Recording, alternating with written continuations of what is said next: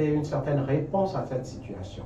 Parlant du syncrétisme, c'est une sorte de bricolage. C'est un mélange d'éléments religieux et de rituels provenant de différentes traditions qui fait que, après le mélange, il y a au moins l'un des deux systèmes religieux qui se trouve en jeu, qui est quelque peu dissous d'une certaine façon. Mais le mot syncrétisme est un mot dont je me méfie un tout petit peu, pour plusieurs raisons. L'une des raisons, c'est qu'elle a été utilisée généralement comme une catégorie, non pas descriptive, mais comme un jugement. Ça, c'est la première chose. Okay. La deuxième chose, c'est que quand on parle de syncrétisme, ça clôt un tout petit peu, j'allais dire, ça ne permet pas, j'allais dire, d'approfondir la recherche, parce qu'il y a une sorte de conclusion qui est déjà émise et qui ne permet pas d'explorer le phénomène en profondeur. Et la dernière chose et la plus importante, c'est que la manière dont nous définissons le syncrétisme ne correspond pas toujours à ce que les gens vivent comme réalité. Quand nous parlons de syncrétisme, nous pensons à un bricolage, à un mélange.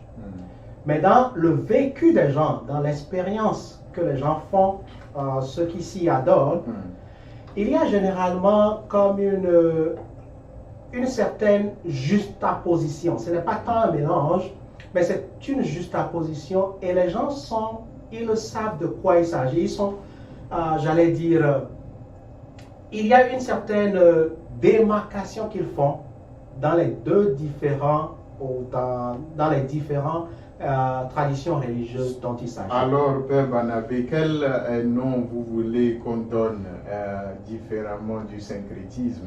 Je parle dans mes recherches plutôt de ce qu'on pourrait appeler la double appartenance religieuse. La double appartenance religieuse. Donc, chers auditeurs, auditrices, cherchons à changer de terme pour aider et comprendre ceux qui souffrent dans cette recherche en fait de Dieu.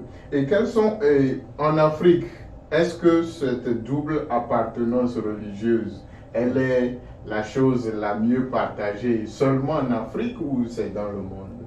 Bon, avant de revenir à votre question, je voudrais clarifier que le terme syncrétisme généralement est un point de vue extérieur, ce que les gens appellent outsider view, et qui ne correspond pas, comme je l'ai dit, à ce que les gens vivent comme réalité. Et il est important de clarifier cela.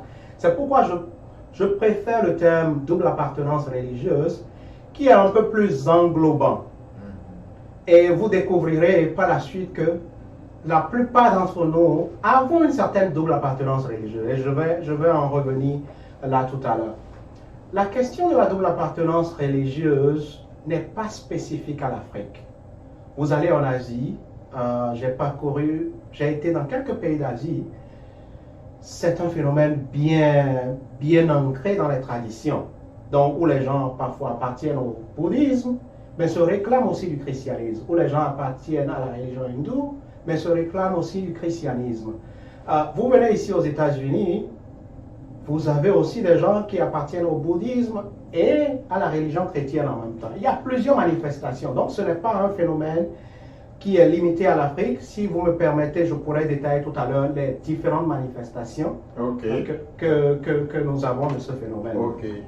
Donc, quelles sont les manifestations de ce phénomène et pourquoi les gens agissent ainsi? Sont dans les deux, vous pouvez répondre. Oui.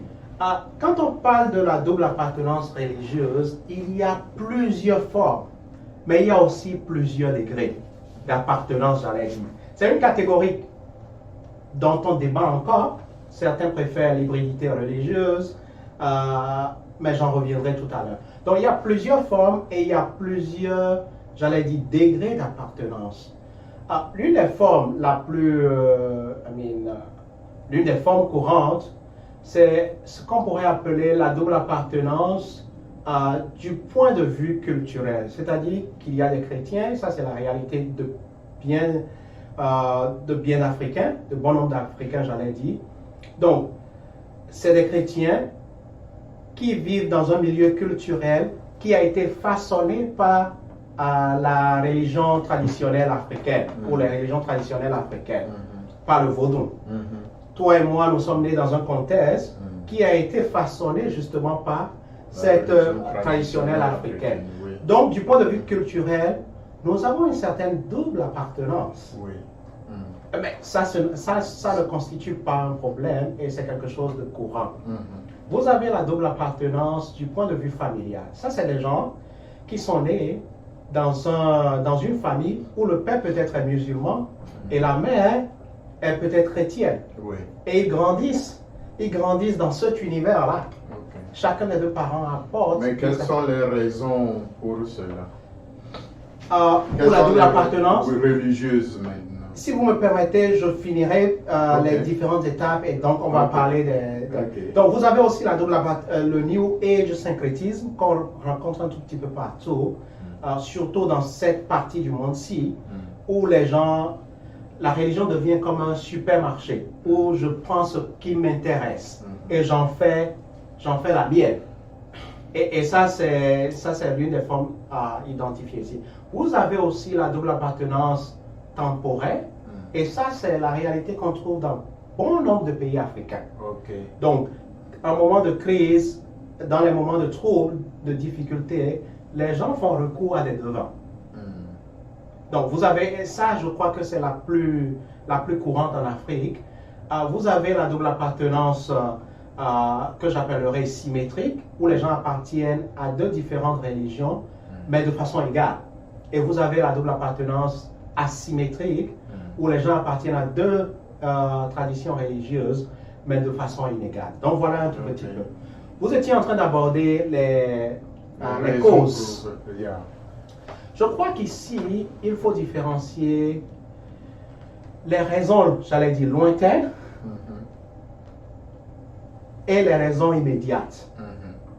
Les causes lointaines, je peux en identifier peut-être deux ou trois. La première, cela a rapport avec la rencontre entre le christianisme et les cultures africaines. Le christianisme a été prêché à un certain moment comme la seule importante religion. Et donc ça a été prêché au détriment de la culture des gens. Ce qui fait que pour avoir accès à certaines choses dans la vie courante, parce que le christianisme offrait quand même un certain nombre d'avantages. Donc les gens pensaient qu'il était mieux peut-être d'appartenir au christianisme et le soir. Donc les gens dissimulaient un tout petit peu leur religion traditionnelle, quitte à y retourner le soir. Donc publiquement ils s'affichent comme chrétiens, mais par la suite, la nuit, ils font recours au devin ou à leur vaudou, au richard, and so on. La deuxième chose, la deuxième raison, je crois, ça a trait à la nature même des religions africaines, qui sont caractérisées par ce que j'appellerais un principe de multiplicité. Dans cette partie du monde-ci, aux États-Unis, dans les pays occidentaux, on raisonne généralement par ce que j'appellerais un raisonnement binaire. Donc c'est soit ceci ou cela. Mais dans nos religions africaines, on ne raisonne pas comme ça. On raisonne en termes de et ceci et cela. Oui. On peut mettre les deux ensemble. Sans un qu'il y ait peu de Jésus, un peu de vaudou. Sans qu'il y ait contradiction. Le beau viré et Jésus viré dans ma langue, quoi. Oui. Donc sans qu'il y ait forcément une contradiction dans la tête des gens. Et quand vous regardez un peu notre histoire, c'est-à-dire les rois qui allaient conquérir d'autres domaines, quand ils allaient et qu'ils conquéraient ces domaines-là, d'autres royaumes, ils revenaient à la maison avec les divinités des territoires qu'ils ont conquis.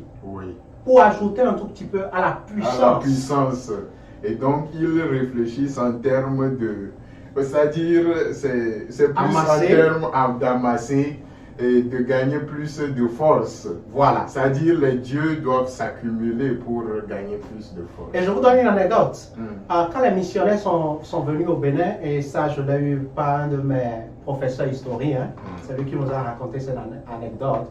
Quand les missionnaires sont venus, les chefs traditionnels religieux sont allés à leur rencontre à un certain moment et on leur a demandé, ils ont demandé aux missionnaires quel est le symbole du christianisme, quel est le symbole de puissance du christianisme. Mais ils ne l'ont pas formulé en ces termes. Alors les missionnaires ont dit c'est la croix pour nous, ça c'est le symbole le plus important. Alors ils ont pris cette croix, ils sont allés à leur Dieu. Panthéon. Et donc il y a un Panthéon à Ouidah où vous retrouvez justement ça. Et Jésus-Christ comme un de ces dieux. voilà, et qui contribue à la puissance. N'oubliez pas que ce qui est important dans la culture africaine, c'est la quête pour la vie, la quête de la puissance, la quête pour la vie en abondance, la question de la protection, tout ça. Donc, ça c'est la deuxième raison. La troisième raison, c'est que le christianisme tel que nous le prêchons en Afrique, dans certains pays d'Afrique, est parfois déconnecté, est parfois déconnecté de la vie, de la réalité des gens. Ok, oui. Ça c'est C'est un peu comme si venir à l'église, oui, non seulement une formalité, mais quelque chose vraiment très différent de vivre sa culture africaine. Voilà. Et les missionnaires ont vraiment, disons, vu de manière négative toute cette nos cultures. Voilà. Ils ont diabolisé en fait nos cultures. Donc ça c'est un peu les causes lointaines. Maintenant il y a des causes immédiates qui font que quand quelque chose arrive à quelqu'un, il préfère se retourner vers le devant que d'aller faire des litanies et des Je vous salue Marie. Peut-être qu'ils ne l'aideront pas directement. Donc généralement les causes immédiates c'est cette quête pour la protection. Vous n'êtes pas sans savoir que dans nos cultures, on parle beaucoup de sorcellerie, on parle beaucoup, quand quelque chose arrive à quelqu'un, on trouve que c'est la grand-mère du village qui a tué alors qu'elle est dans sa chambre, voilà. Elle réfléchit à sa mort, et voilà. Donc il y a ça, il y a des questions socio-économiques aussi qui entrent en ligne de compte. Quand quelqu'un n'a pas un travail, un boulot, on dit, oh, c'est peut-être le grand-père du village qui est en train de faire que, bon, les questions de jalousie, tout ça. Donc, il y a cette propension à aller très vite, à aller chercher des causes. Et je crois que c'est ça qui sous-tend un tout petit peu cette quête du pourquoi. Quand quelque chose arrive à quelqu'un dans nos traditions, la première question qu'on se pose c'est pourquoi? Pourquoi moi? Pourquoi en ce moment-ci? Pourquoi ce n'est pas arrivé à tel autre et c'est arrivé à moi? Donc il faut que j'aille retrouver ces causes-là, que j'aille retrouver un sens. La quête du sens. Voilà. Et une protection. Voilà. Donc il y a comme sous-bassement cette quête, cette recherche constante du sens.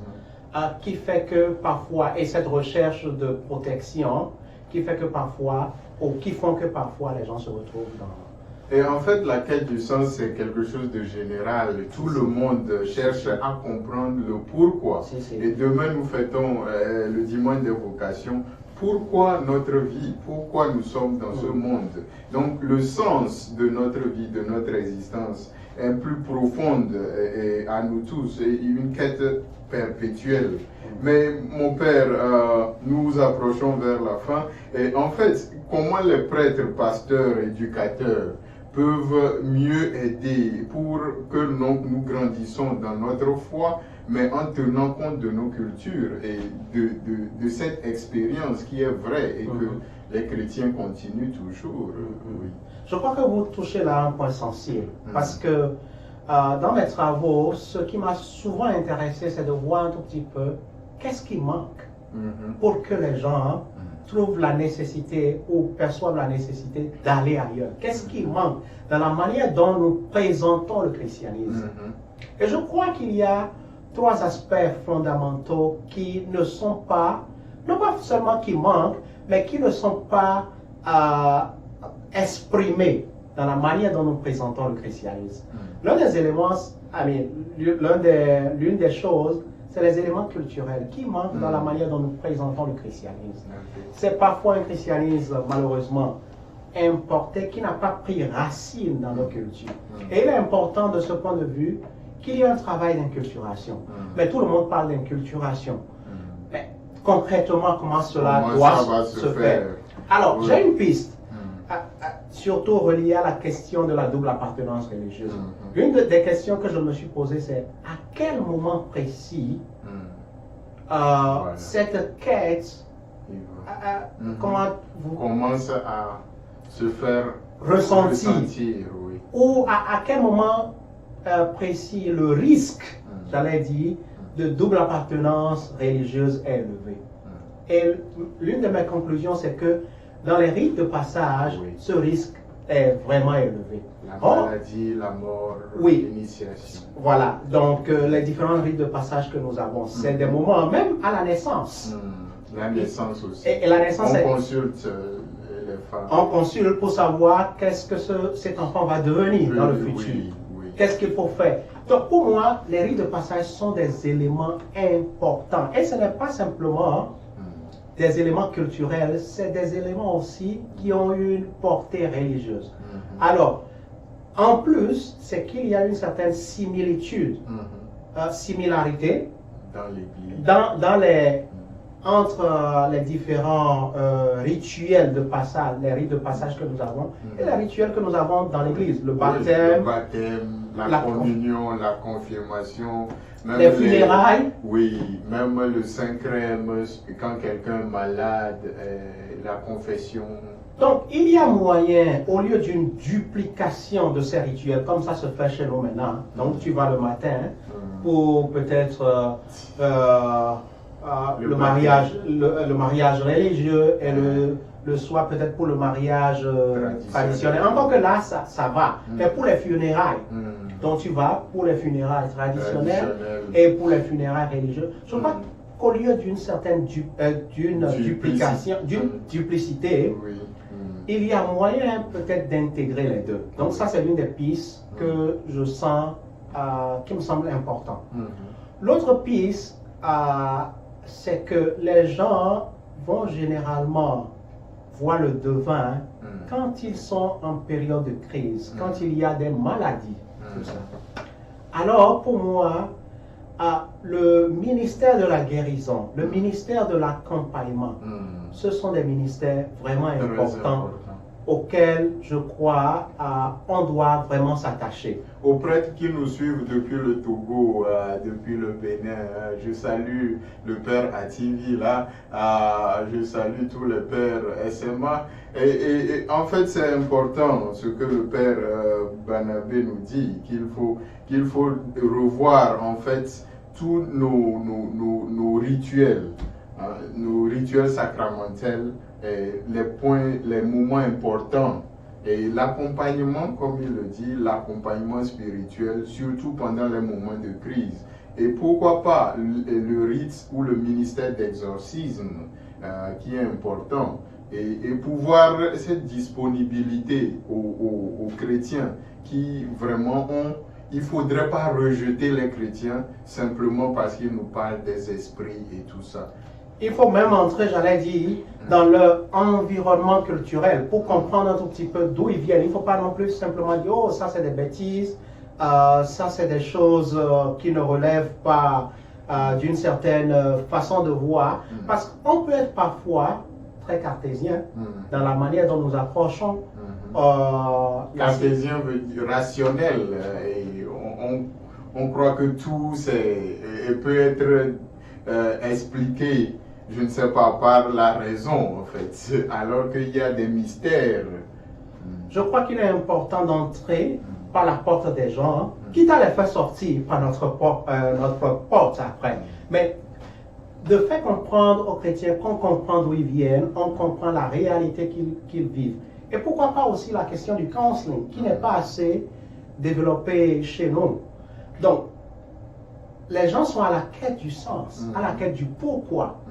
Ce n'est pas forcément les esprits mauvais qui justifient un certain nombre de choses. On peut aider les gens à voir un tout petit que la question ou les choses auxquelles ils sont confrontés peuvent être aussi expliquées tout naturellement. Donc, le ministère de guérison, le ministère d'accompagnement, ces ministères me semblent être importants. Un dernier volet qui me semble aussi important, c'est que la quête pour la vie en abondance en Afrique aujourd'hui n'est pas simplement menacée par la question des esprits mauvais, la sorcellerie, toutes ces affaires-là. C'est aussi menacé par la question de pauvreté. Oui, ah oui. Les questions... Le nerf de la guerre, le bongo, l'argent, le blé. La question de la pauvreté, on a parlé des aspects socio-économiques tout à l'heure. C'est aussi menacé par la question de conflit. Oui. OK? Donc, de ce point de vue, il me semble important que l'Église, d'une certaine façon, continue ses œuvres dans le cadre de la justice, d'une plus grande justice, de la réconciliation et de la paix. Mais aussi pour les questions de protection de l'environnement. Quand il y a un désastre, comment je peux dire, écologique, que les gens n'arrivent plus à cultiver, les gens pensent que c'est peut-être nos ancêtres qui ne permettent pas que la pluie tombe.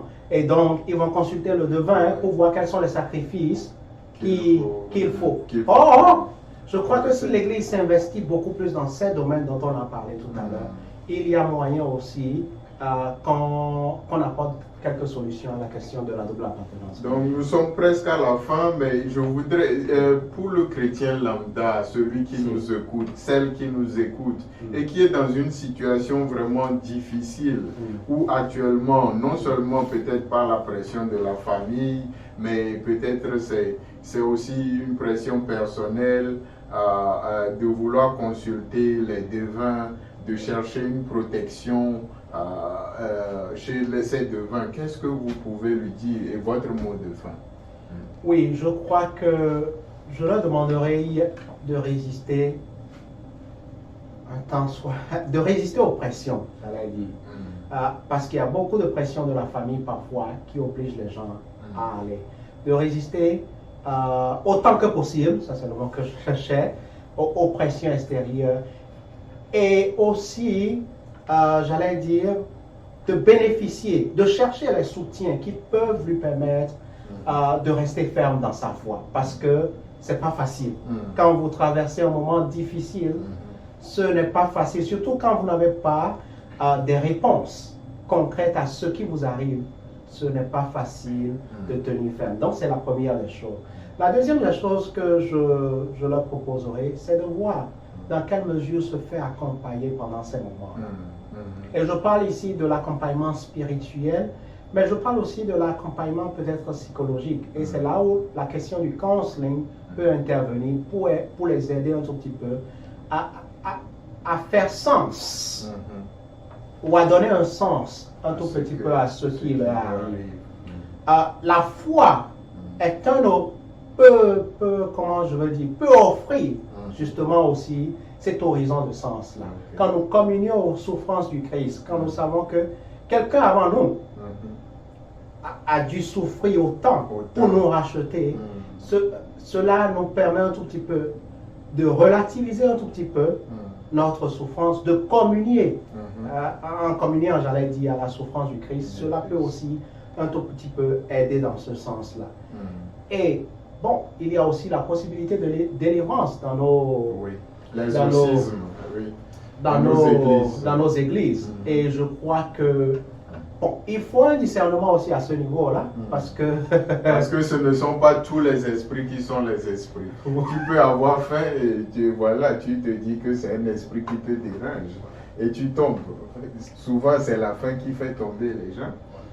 Donc, je crois aussi qu'il est important pour nos chrétiens aussi de croire que Jésus-Christ est le Et Seigneur et Sauveur. et Sauveur, et que toute guérison provient de Dieu. Amen. Alléluia. Donc Sur- d'y croire fermement, hein, Mm. et de croire que la guérison est déjà d'une certaine façon présente, parce que le mental est aussi important, la manière dont nous réagissons par rapport aux épreuves est aussi important.